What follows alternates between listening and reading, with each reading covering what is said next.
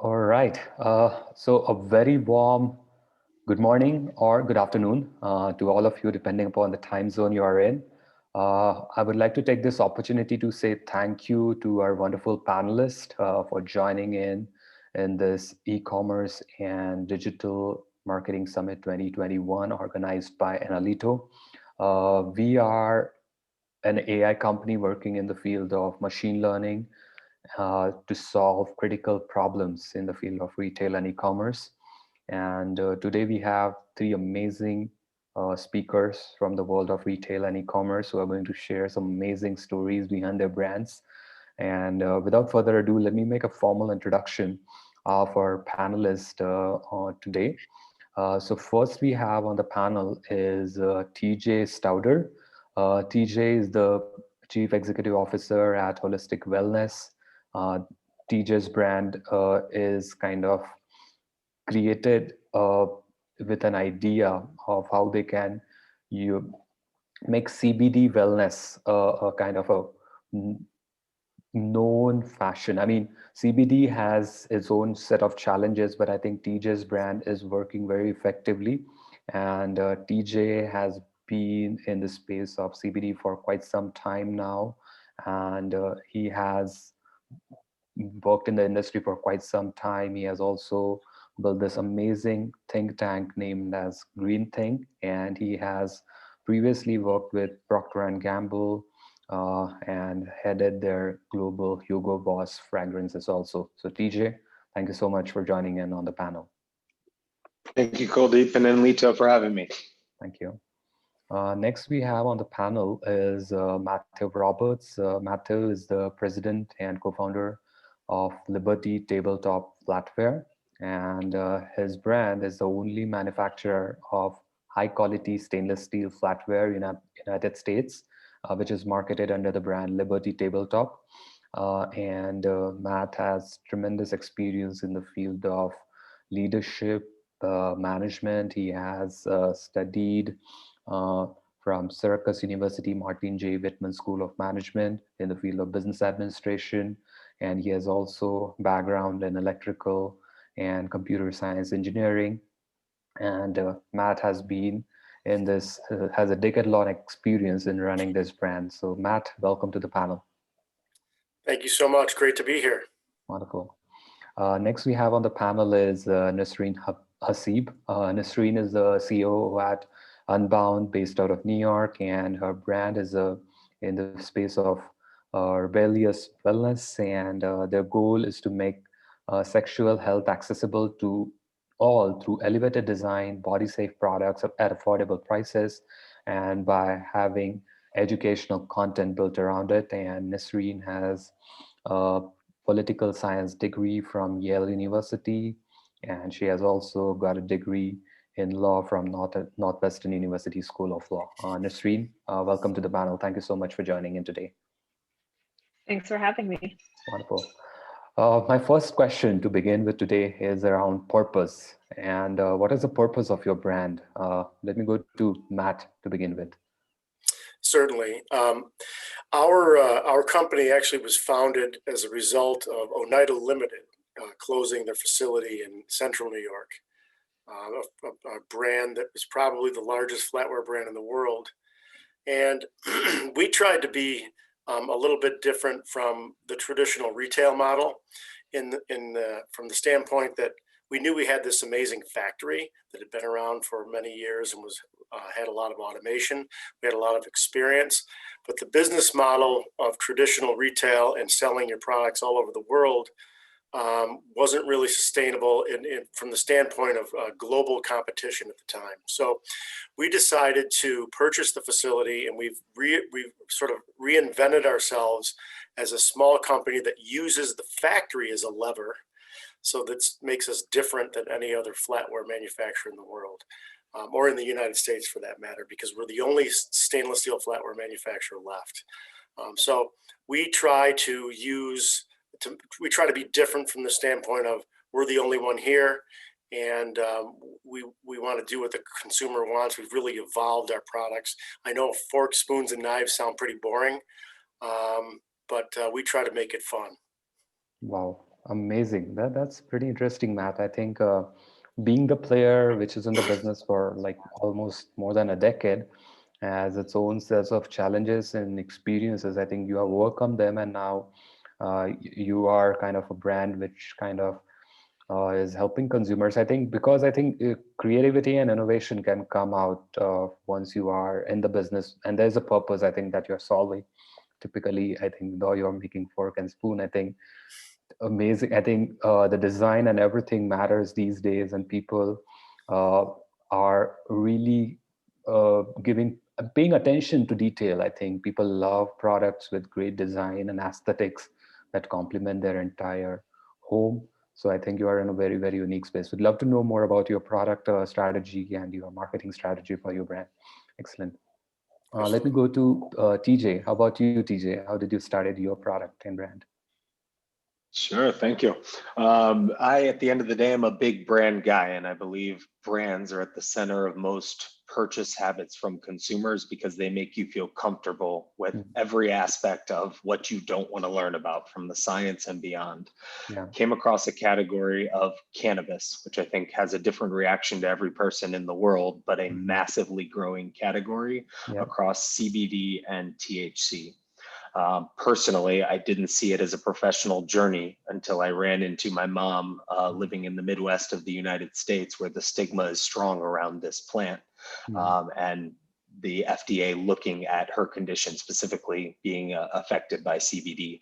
Long story short, I told her to give it a try, and she looked at me as if I handed her the worst drug known to man, which I saw more as a supplement and a multivitamin growing from our earth. So I went on a personal journey myself to change my mom's mind, which in the same time learned a lot of consumers like her are afraid of this category. And frankly, as you look at the shelves, there's a lot of things to be afraid of. It's a plant that, if not treated correctly, there's bad things you can put in your body, and it was scary looking for the right product for her. So long story short, Holistic Wellness was born on a mission to make that journey simple for the new consumer. A journey to CBD wellness, getting past a lot of those questions. When you first see our brand, it brings the comfort to you. So really the purpose of our company is our consumer at the end of the day, and really easing their journey and helping them educate themselves along consumption of the product and making their lives better. Wonderful. So something that is coming from your own personal situation, you can say, or something which is very close to you. And I think when you have such kind of situation, that I think it's a challenge that you overcome really well, and kind of is going to make a tremendous difference. And if you are able to make that difference in someone's life, I think amazing. That's a great story. Great, TJ. Thank you. Let me go to Nisreen. Nisreen, how about you? If you can share something about your brand. Sure. So Unbound is a direct-to-consumer sexual wellness brand. And the products that we retail include vibrators, lubricants, and other sexual wellness accessories. So the mission for the company is really to destigmatize the conversation around sexual wellness and to make it substantially easier to shop in the category. I would want to say that prior to Unbound, the shopping experience for women in the category was not ideal. Your options were either these sites that people felt drawn to open in the middle of the night in a incognito tab, or really seedy shops off the side of the highway. And sometimes there were folks that you didn't really want to deal with in those shops. So, Unbound really relies on creating a beautiful shopping experience by creating products that are body safe and aesthetically pleasing, that really fit in the environment of our typical customer. And in addition to that, one of the most important things for us is really providing education and content that really empower people to learn more, not just about the category, but about themselves, and give them the language that they need to express their needs. Wonderful. That's tremendous. I think because a lot of verticals in retail are getting kind of stigmatized, or probably, I mean, not open conversation happens around those verticals. And I think you have chosen a niche which is definitely requires that kind of vision, and I think you have a great. You're solving a problem. I think that's how I look at it, and I think it's great. Good to know that. Amazing.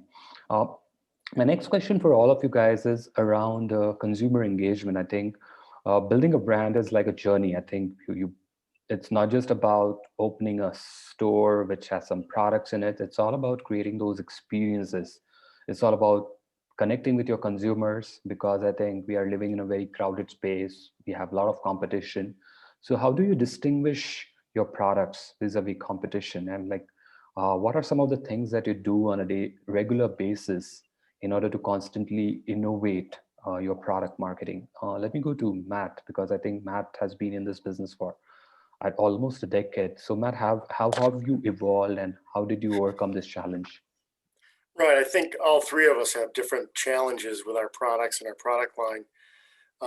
With us, we have a product that people need to touch and feel. You know, when someone goes to a store, they're able to, you know, tactily understand what the product is, and it's a very personalized product based on design. So we had that issue because none of our products are in any retail stores.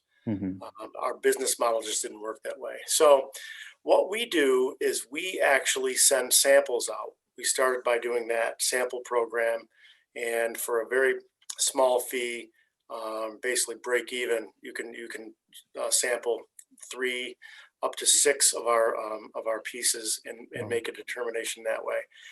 Other than that, really the differentiation with us, or our ability to connect to the consumer, has been our ability to be different from the standpoint of being safe.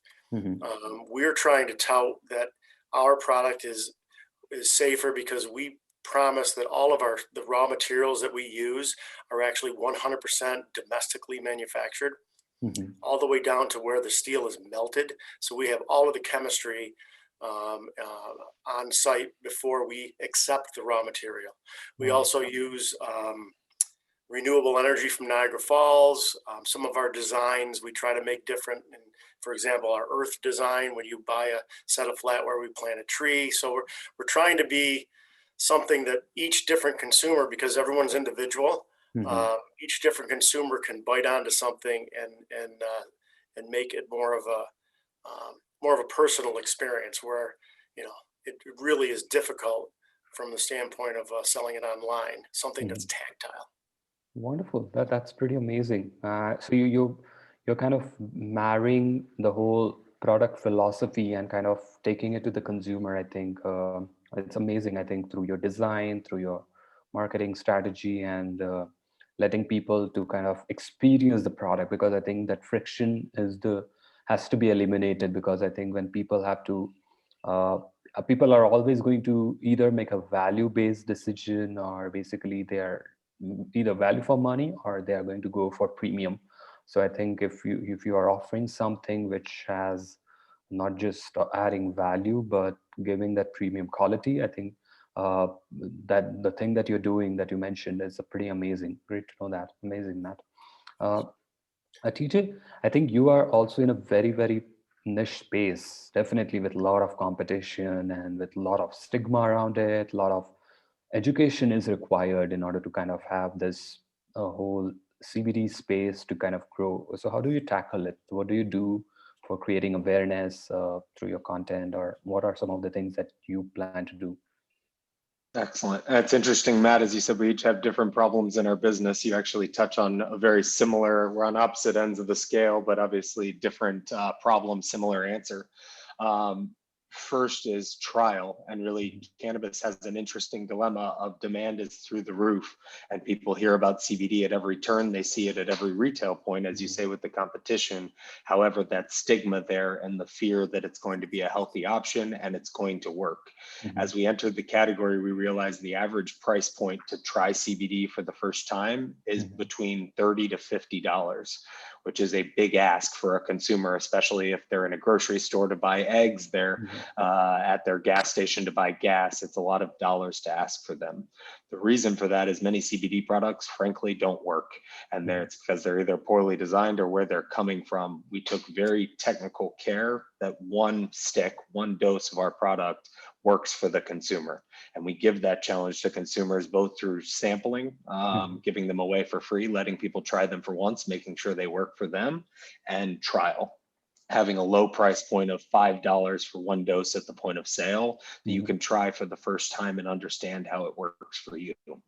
And again, to the other side of Matt's answer is our core differentiators versus competition. Number one starts with the raw material, domestically produced, and we might even be right down the road from Matt near Niagara Falls.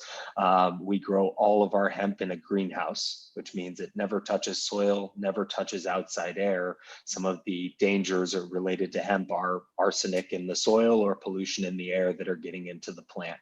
We take special care in that differentiator to start, and then throughout our points of difference, really explaining those to the consumer. But we feel that's best done when you have a product in your hand, have a drink next to you, and really feel the difference of our product versus the next. Amazing. You know, one more thing I think that's really important in 2020, because as we move away from brick and mortar experience in person, that ability to have it in the home, I think is crucial for all businesses to get that experience for the consumer. That's an amazing point that you touched upon, like taking care, I think, raw materials and I think the final production and how I think you at a production level are taking care of all these things, which is amazing. And I think that needs to be conveyed to the consumers ultimately, because most of the time consumers are buying something and they're least bothered about, I mean, they don't get to know the back end, like the story behind how the products are being manufactured. And I think that's a great way to kind of convey to the consumers that, okay, what you're buying, you're doing something very responsible. And that's a great way to do value addition in consumers' lives. Amazing point, TJ. Let me go to Nisreen. Nisreen, I think you are also in a very niche space. What kind of marketing strategies that you adopt in order to kind of create that awareness around your product, or getting rid of that stigma around the kind of product that you sell? So how do you do that? Yeah, so, I think the number one problem that always needs to be addressed with folks who are shopping in this category is inertia and fear. In large part, people need to be given permission and be told that it's okay to shop in the sexual wellness space. And that's something that is extremely important to us. And we choose to approach that problem and use, that problem to inform what we do by really relying on three basic principles: authenticity, empathy, and humor. One of the easiest ways to get people to be less afraid of something is to use humor, but not slapstick humor to completely brush it aside. And then the second is authenticity. So one of the biggest marketing channels for us is Instagram, and I have to give a big shout out to our director of social media here. In the time since I've been at the company, I've watched our online community grow from less than 10,000 people to about 150,000 people at this point. And it continues to surge. Wow. And one of the major ways in which that community really helps us to market this product is, I think people are comfortable shopping in a particular category if there's a cool, sleek company, that makes really beautiful product, but they're even more comfortable when their peers are recommending that they buy product, from that company. And by growing our community and engaging with our customers on Instagram and watching them engage with each other, it's really been amazing to see how those authentic conversations have really helped us to build the brand. And the last one is really empathy. And empathy plays a major role in everything that we do, whether that comes down to product design. Sometimes I'll hear our senior, product designer talking about whether people who have arthritis are able to hold the products in their hands. Like how discreet is the packaging, everything from like the materials that are used to like the box the product comes in is thought through by a group of people that are really placing themselves in the shoes of the folks who are receiving the product. And finally, that same empathy is very much demonstrated with the way we do our email marketing as well as social media campaigns. one of the things that's really important to us is employing a really diverse group of influencers and writers who can talk about their experience using our product or, within the sexual wellness space generally, so that we're creating as much content that the greatest number of people can relate to. That's amazing. I think so. You've utilized that channel really well, and in order to connect with the consumers and kind of have that product education and building awareness, I think that's amazing because I think the channels that are on Facebook, Google, Instagram, LinkedIn, it's how you use the channel in order to talk with your consumers who have no relationship with your brand. So that's an amazing way. I think you built that fabulous community of 100,000 plus audience. That's really, really interesting. I'll touch upon that aspect in a little while. Matt, I would like to ask this next question to you. You are in a very, very amazing space, and your brand has this amazing ability. I think design-wise, product marketing-wise, I think you're positioned yourself as a premium brand. So how do you connect with your consumers? Where do you do marketing? What channel has worked best for you? If we talk about advertising or paid media, what did you do? Right. It's interesting. We talk about building a brand. It used to take generations to do that. And if you're on the internet, I call the internet the great equalizer. Yeah. Between us and Williams, we were competing against Williams Sonoma, Crate and Barrel, Macy's, the high-end retailers. So we don't compete against any manufacturers, which we used to compete against back when I ran the factory for Oneida. So what we started out our website with just Greg Owens and I, and he was taking the pictures and I was making the product. We just, we started with a $500 website back in 2009.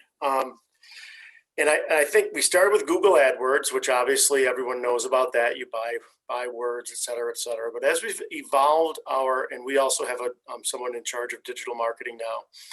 As we've evolved our marketing, it's become more, Facebook is probably our biggest one.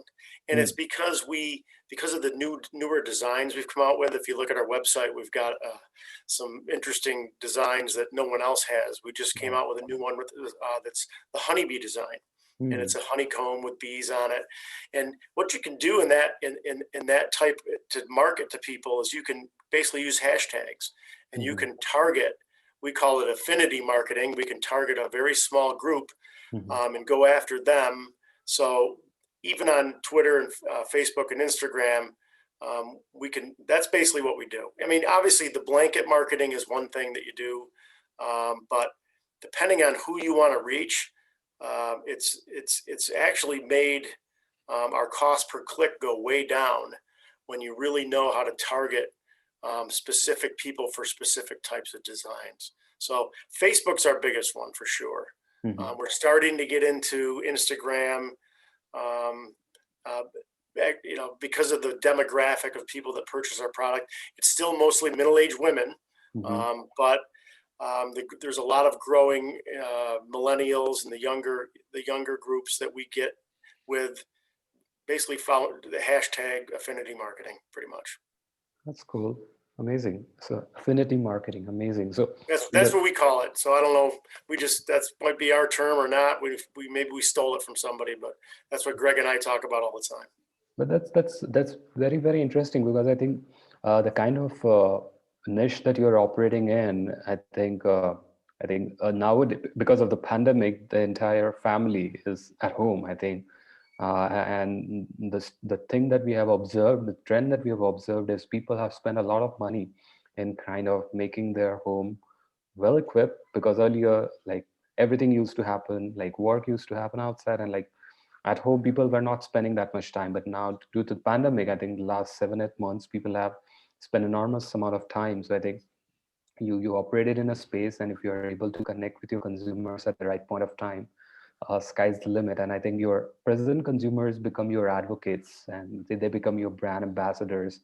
And as you said it rightly, I think your designs are very, very unique. I've been on your store and I looked at some of the designs. I think I loved it, and the precision, and I think the whole aspect, that's what people love. I think you create that experience when someone lands on your store, and that's when people spend that first 15 seconds, then the next 1 minute, and the next 5 minutes, and that's how you grow your audience. So amazing. I like that affinity marketing term. Excellent. Right. And one quick thing about the web business thing that we learned is creating landing pages.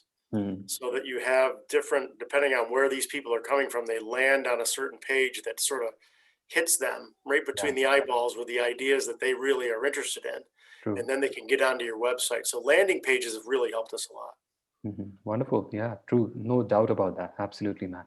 And I think it's all about creating that experience, right? From the first ad they see to the way they land on the store, that the whole journey, I think brands which are able to create that experience are able to remove that friction and give the kind of comfort, you can say.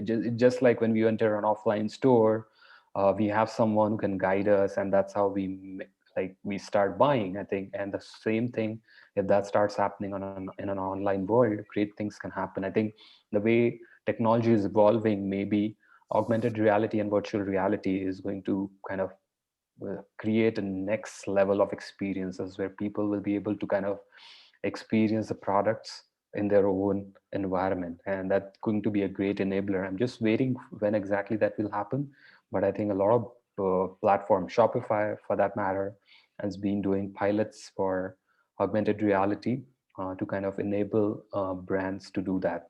Hopefully, maybe they'll launch it in this year. So fingers crossed, let's see, but I think sky's the limit. Let me go to TJ now. And TJ, you're solving a problem, you're creating that amazing product education. And how do you look at the whole CBD space? I mean, from definitely there's, you see a trend, there is an early adopter, and then so that is already there. So in order to get to that next inflection point, what do you think as a CBD brand in the wellness space, what do you think should the community of CBD owners should do in order to create or reach that next point?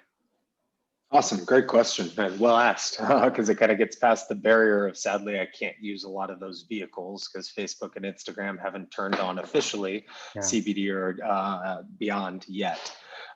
So we've thought about it a bit differently, consumer by consumer, and thinking a bit of my mom's story of me firsthand holding her through.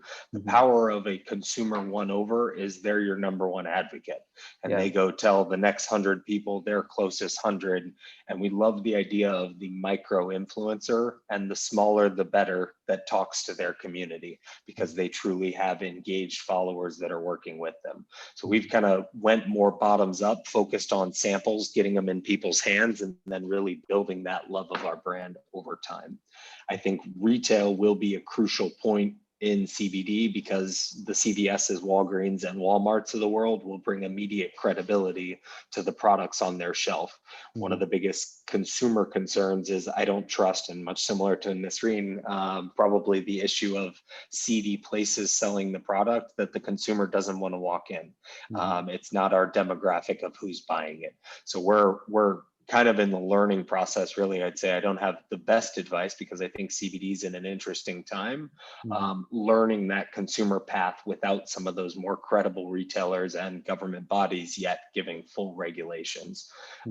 In the meantime, I think building that consumer first, and then the last point is really talking to brands like the other two on the panel that have a similar demographic where we can speak to our audience together.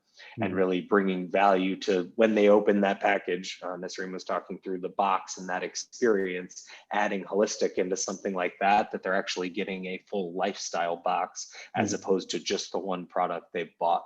So through pandemic, we've had a lot of experience finding microphones of bigger brands and or parallel brands that add to our same demographics value in their day. Wonderful. That's great. Nisreen, for you, you have built your community, and how do you now make sure that the community becomes, like, how you convert your visitors into customers? Like how, what exactly has been the friction for you, or how has been the conversion rate for you so far? Yeah. I think there are several questions packed into that one question. our conversion rate is pretty high relative to other direct-to-consumer companies. And I'll just, kind of like take this all from the beginning. So long story short, community has been extraordinarily important to Unbound's growth, in large part because, like TJ, sexual wellness products are banned from the traditional channels of, Facebook and Instagram paid social ads. Mm-hmm. This has ended up being a little bit of a blessing in disguise, because even though we rely on other paid channels like Google AdWords, we've been able to be really capital efficient with our market spend. So I think, on average for many D2C brands, folks spend anywhere between 25 to like $50 to convert a customer. We spend $5 in order to convert. And that's through a combination of influencer marketing, Google AdWords, PR placements, etc.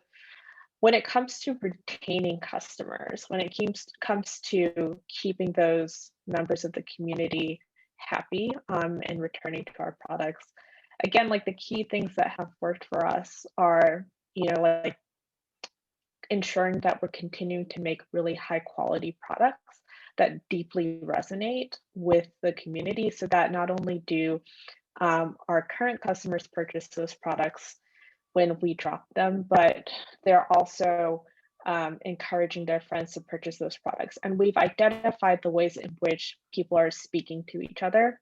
So yes, there's our big Instagram community, but we also have a referral and rewards program called Area 69 that incentivizes people to continue to engage with the brand as well.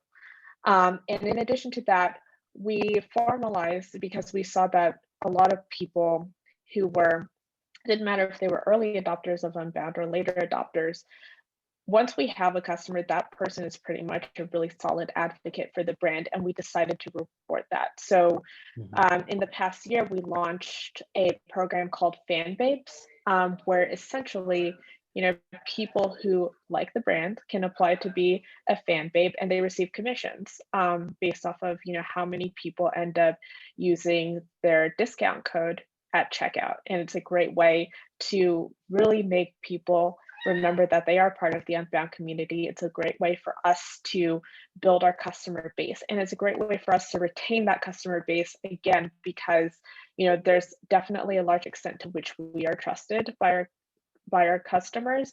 But when customers are brought into the circle by people that are already in their friend circle, those people are most likely to stay and most likely to have really high cart sizes when they check out.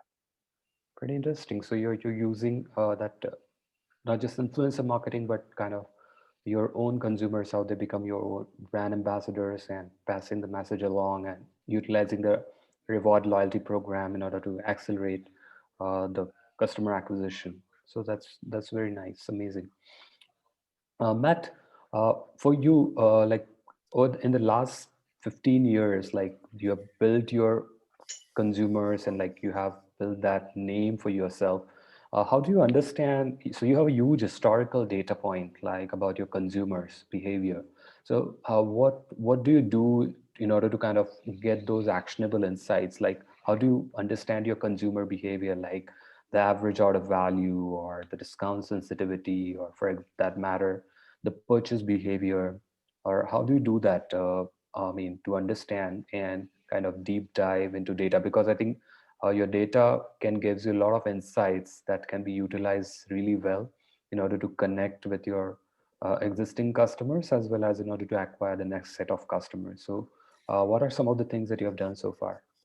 Well, one of the problems with flatware versus Nisreen and TJ's products is that the average consumer purchases flatware 3 times in their lifetime. So it's an extremely infrequent purchase. Okay. So the hard part for us is, we can connect with our customers, we can get them to purchase products for us, but we need to get that word of mouth advertising out, and we need to have them also when they're looking to purchase a gift, to look to us first. So from the standpoint of data gathering, I mentioned earlier, the demographic of our core purchase group. Yeah. Okay. So we spend a lot of time, and this gets a bad connotation, but we spend some time doing email blasts, and we get some feedback from the email. But you've got to be very careful that you don't just bombard people with emails like some of the other retailers or other companies do. So we have to be sort of tiptoe around that. But as far as data gathering, I mean, we've got, everybody can get into Google Analytics. You can test, how sales work. Obviously, sales always work. Yeah. But from the standpoint of data gathering, it's basically, we just look at demographics. Yeah. And then we also look at demographics when we introduce a new design. So as an example, if you go on our website, we have the design with skulls on it. Okay, everybody would think flatware with skulls on it. You got to be nuts. And we actually looked at it with a jaundiced eye the first time our designer put it on my desk. But that allows us to look at how different demographics we can attack, different age groups, and different likes based on what the design is. So we actually have and that really where it helps us is with new designs. So we know who to. We're not even doing focus groups. We're sort of just you can actually do focus groups on Facebook. We'll ship it out there and have people tag their friends, et cetera, et cetera. Yeah. So it's such an infrequent purchase that we're more in tune with trying to get someone to buy it as a gift rather than buy it again, because unless you get a second home or your kids throw all your spoons away when they're little, which we hope everyone does, it's more of a get people to purchase for their friends thing. Wonderful. So it's very unique, I think, because I think you're selling a product which is kind of not like a regular product, but it's like the experience product, like someone who has bought it for one's home. Then if they love it, they'll share it, they'll talk about it with their friends and peers, and that's how they get to know about it. And that's when they go ahead and make their first purchases. And it's a cycle, I think. But building that first impression and that first experience through the product, that, okay, the moment someone's friend enter into someone's home, like in a kitchen, they see the product and they love it, and that's how the hosts talk about it, and great things can happen. Right, so, and that's why we do everything we can to make that experience good. And if someone has questions or issues, we make sure that that we take care of them, because everyone knows that keeping a customer is a lot easier than winning another one, winning them from someone else, obviously. That's very true. That's very true. Retention is the key. I mean, rather than acquiring a new customer, I think retention can play a great enabler in order to kind of maintain that bottom line. Amazing. My next question for all of you, let me go to TJ again. And like last year has been challenging, and I think 2021, 2022, I think we are going to see like a new optimism is there, and like the things are kind of, there's a ray of light that we can all see, and is happening. So how do you see your business in the next 5 years? Like, what is your vision? How do you want to scale it up? What are the things that you plan to do in the next 1 or 2 years to accelerate the business growth? Awesome. Completely agree, and hope we see the end of the light at the end of the tunnel soon. Yeah. Super excited for the path ahead. And I think for our business specifically, what the pandemic has done is brought wellness back to the top of mind of every consumer of any age, and really wellness starting with yourself, then wellness starting at your home, and then wellness around the world, which obviously hits our business right on the turning point. Obviously, I am a huge advocate of the cannabis plant overall. What we've seen over the past 6 months with the election in the US and really world economics is that the stigma is about to change. And I think how this plant fits into our wellness Our goal as a company is that we have a unique form factor that delivers product into a beverage and really a convenient approachability of putting water soluble powder into anything you're drinking. So our goal is really to plug into multiple ends of that growth of an economy. We pivoted last year and started a THC legal brand, which is a licensing play into a legal state, California. So it keeps us as a company, we're focused on our stick delivery device, but really taking advantage of all sides of the spectrum. And then as we look at a country like Canada today, they look at it as one plant as opposed to one a drug more and one a supplement. So we believe in the future there will be opportunities to scale really internationally across that device, and really hitting a lot of different moments of wealth throughout the life, from sexual wellness back to everyday wellness of the multivitamin, and really all the categories we can plug the plant into. Interesting. That's a pretty great thought process. So you're planning to go international as well, depending upon how the legislation pan out, and that's amazing. Nisreen, for you also, like, what are some of the plans that probably, I mean, you already have a great brand presence and you have established community. So what are some of the things that you plan to do in order to take your brand or scale it up? I mean, that's to the next level. It's top secret. No, when we look at the next, I want to say 3 to 5 years, one of the most encouraging things that has happened both during the time that I've been at the company, which has now been almost 4 years, and since the company was established in 2012, is that there has been an initially gradual but more accelerated shift around how sexual wellness is discussed. And that is something that is extraordinarily exciting for us. As I mentioned, Unbound is very much a kind of traditional direct-to-consumer company, but one of the things that we have focused on more is strategic wholesale and placing our product alongside other beauty and wellness products with some of our wholesale partners, including Goop, Urban Outfitters, and even Neiman Marcus. And so our intent is to continue to make our products easier to access and to talk about, with the hope that soon, the conversation around sexual wellness won't be taboo. Yeah, interesting. That's good. So strategic partnerships and working with other wellness brands and established brands in order to kind of get that front row seat, or probably, I think, having that presence. I think in today's business world, or for making that presence is the most important thing, because I think when someone enters a supermarket, I think what's at the front gets better purchase. I mean, people are always looking at the top shelves. So I think every product should try to find that space where they can compete. So that's amazing strategy. Matt, my next question for you is around like average order value in your case, for example. Typically, I think since yours is a premium brand, how do you see your an average order value for your products? Like, have you seen any increase in the average order value over the years? Has it grown or has it gone down? What are some of the things that you have done for kind of making sure that your average order value always go up? Any thoughts on that?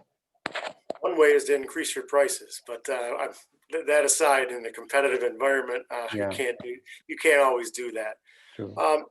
The average order value for us is about $175. I mean, Okay. What we normally are trying to do for an average order to increase it is we try to change the set configurations, add different types of items. We're adding a lot of larger serving items to the mix now, which cost a lot more, but you don't use them as much. So, and then sometimes what happens is when you get repeat customers, they'll come back and add to their set. So, just to bore you guys with forks, knives, and spoons for a minute, if you want to get in, easily, you buy a 20-piece set, which is service for 4, but then you can go back and add another then your family grows, or you want to have more, you buy another service rate, but then that service rate includes, serving pieces along with it. So with us, it's been trying to add items to the list without diluting too much. Just, years ago, there used to be all kinds of crazy articles you could have. They had fish forks and olive spoons and grapefruit spoons and all this crazy stuff. But it's basically getting people to buy bigger sets. Yeah. Okay? Although your gross margin might be a little bit less, your average order size definitely gets larger. But that's we're around $175. Interesting. Because why I asked this question is because typically in a consumer's mind, I think when they are making that purchase decision, I think that price point makes a big difference. And I think if you are able to kind of have that upsell, cross-sell opportunities created there, which kind of provides a value advantage to the consumer, or probably if they feel like, okay, while going with product A, if I go for with this add-on B and C, and if I'm getting some advantage there, people definitely go for it. So I always try to understand, because I think this is a buyer psychology, that when they get an add-on and when they see that, okay, what they are adding into the cart, they're getting something more out of what they're spending, they definitely go for those additional products as well. And I think in your case, it's kind of you can buy a kitchen set, then along with that there can be complementary products that can be add-ons as well. So that's why I felt like that question, because that average order value has always been I've been observing this a lot with all the brands that I've been interacting with, how if the average order value if they're able to increase that average order value even gradually, that can add a significant value. I mean, the revenue can be increased tremendously with that small increase. So yeah, the other slippery slope is shipping and handling. True. So if you give someone an incentive above a certain price point, shipping is free. I know it works with me when I'm shopping. If I don't have to pay for shipping, you feel like you're getting something for free. So that's another thing that we use. I think anything over $99 is free shipping with us. Wonderful. Now my next question that's coming to all of you is pretty hypothetical, or probably maybe you all have your marketing budgets and strategies in place for this year and the year after. What if you have like a $10 million marketing budget? How do you spend it? I mean, definitely because I've been observing Super Bowl, and for a 16-second ad, brands are shelling out that much money.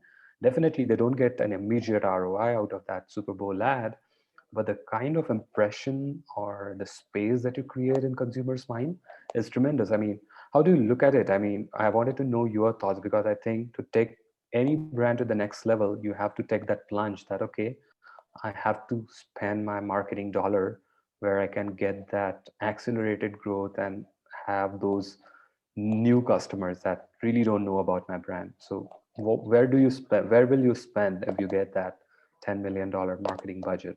TJ, if you'd like to. Sure. And I'll answer a little beyond my category, because frankly, I say back to Matt's earlier point, that brand building used to take 10 years. Part of the reason for why that's expedited is A/B testing and the ability to do it now in front of an audience on Facebook, on Google, et cetera, all the tools you can use to see which content is resonating. And then I would pour a large chunk into content. I came from a world where you'd find the best celebrity to say your message that you built in an ivory tower somewhere that you think defines your brand. I think this world is very different, and the consumer knows what they know, and they want to be in that driver's seat. So the more you can build content to educate, bring them closer in your community to your brand message, so they're advocates thereof, the better you can do with those dollars. So I think never go from 0 to 10 million overnight, because you're going to waste a solid chunk of that money if you got it overnight. The biggest thing is learning slowly and fueling where it's working, because as everyone's seen with the social options, there is one that you should definitely be fueling tomorrow. Okay, wonderful. That's a great answer. I think in your case, I think because for product education, creating that content, I think creating that video content, something which can resonate with the audience, and I think a 1500 word blog versus a 36-second ad can make a tremendous Definitely. difference, like, right, in order to convey that same message, the same story.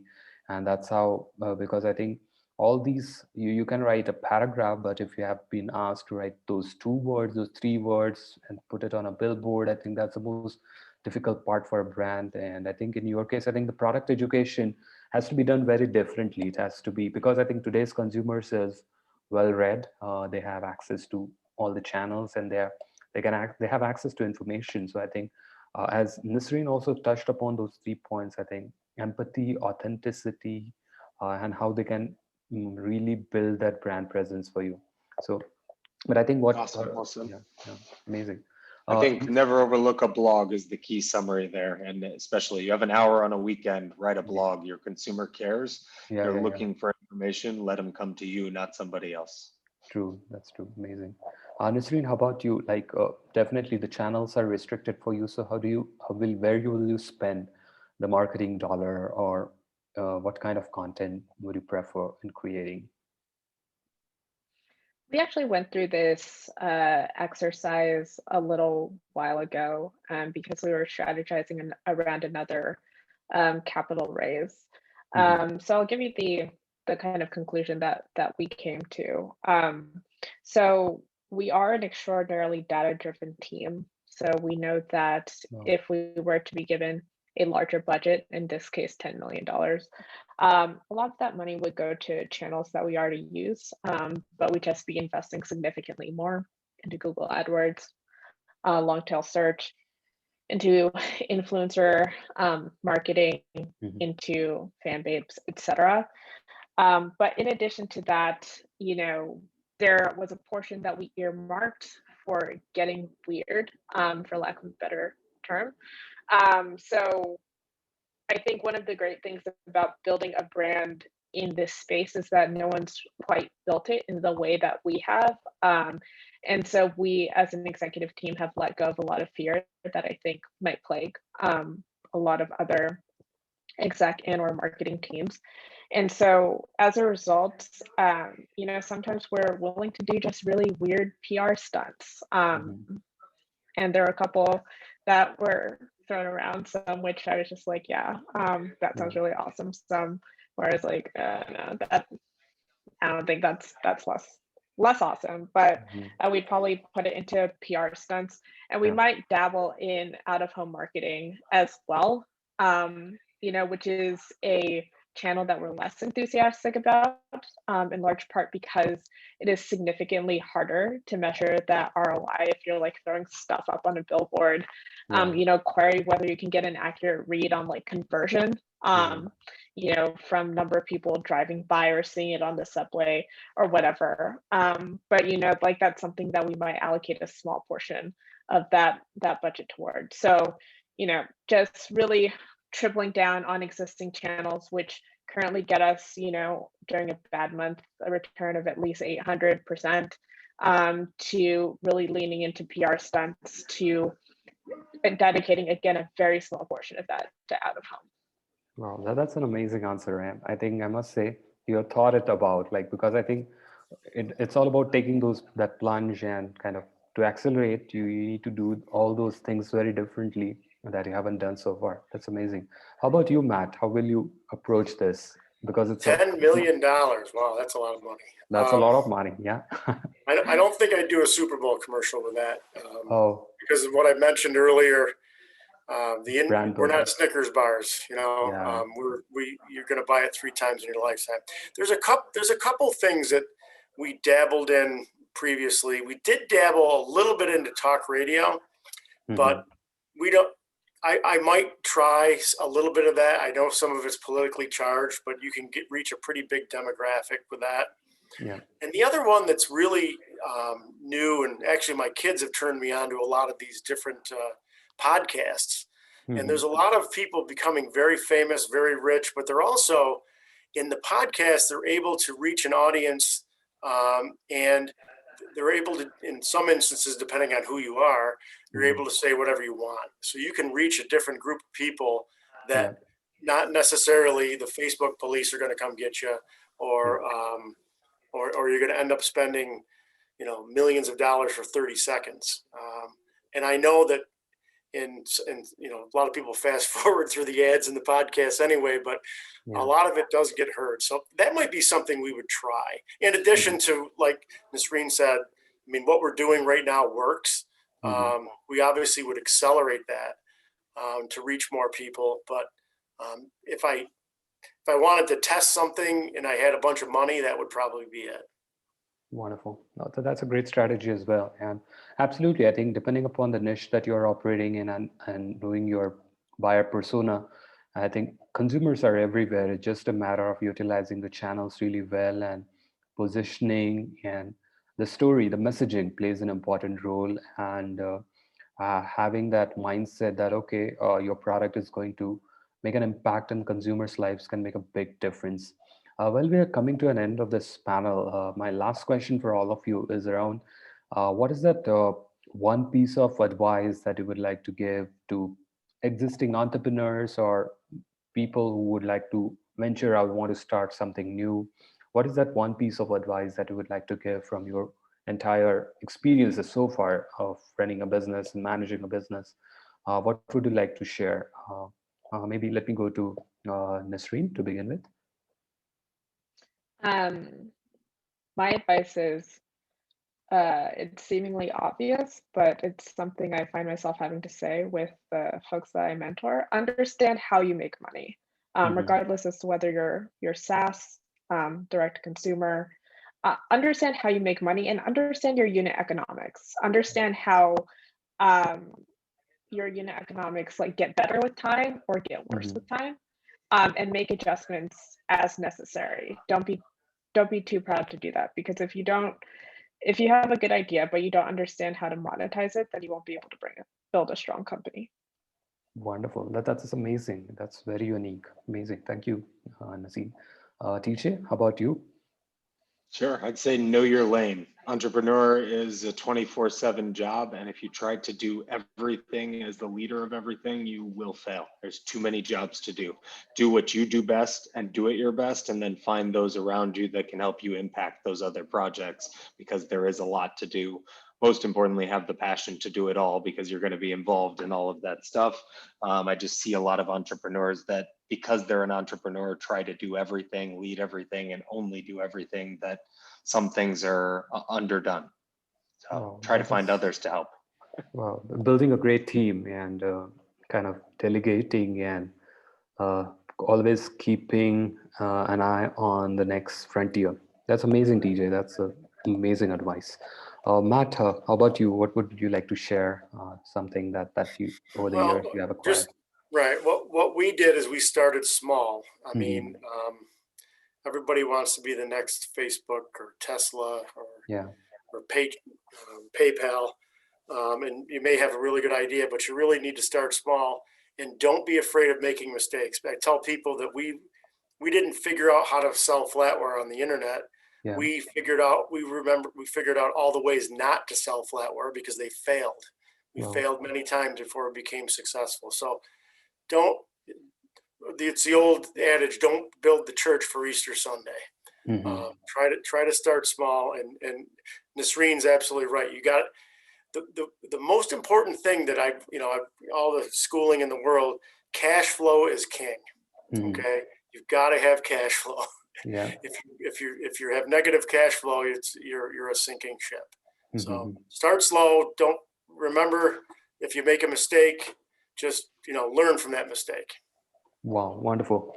I must say this has been an excellent panel discussion that we have today, and I would really like to say thank you to our wonderful panelists for joining in today. I think what Nisreen has mentioned about unit economics and knowing how to kind of monetize on your product or service and making money. That's an amazing piece of advice. I think if businesses are able to implement that, sky's the limit. Thank you so much, Nisreen, for joining in today and sharing that secret sauce, I think for what you're doing in your business, as well as for entrepreneurs out there. Thank you so much. What TJ has touched upon, I think, is really also very, very unique. Knowing what your product is, what problem it is solving, product education, and kind of building a great team that can take your business to the next level is extremely important in today's time, because in order to scale up, you need to do a lot of things, and you can't do it on your own. So you really need to know what you want to do best and how you can delegate it to your colleagues and to your team. So TJ, thank you so much for sharing that advice and for the tremendous experiences that you have while building your brand, and more power to you in taking your brand to the next level. Matt, Thank you. Thanks for having me. Pleasure to host you today, and thank you so much for sharing those amazing things that you touched upon, I think. And the point that you really that resonated, kind of building a brand takes years, definitely. And I think you have to value that, you have to cherish that, and you have to uh, build your brand by doing things, by making mistakes on the way, but constantly learning and adopting and evolving from them. And that's how you can make your brand sustainable and something which the consumers love over the years. So with this, thank you so much, Matt, for joining in today. And I would once again like to say thank you from my entire team at Enalito for taking our time today and joining this panel. We would love to host you guys again, maybe on some other topic that's in the future. And we'll be in touch and look forward to learning more about your brand and about your growth story going forward. Thank you so much, gentlemen. Thank you so much, Nisreen. Thank you. Have a great day ahead. Thank you. Thank you so Bye-bye. much. Take care. Take care. Thank you. Bye-bye. Bye-bye. Thank you. Bye.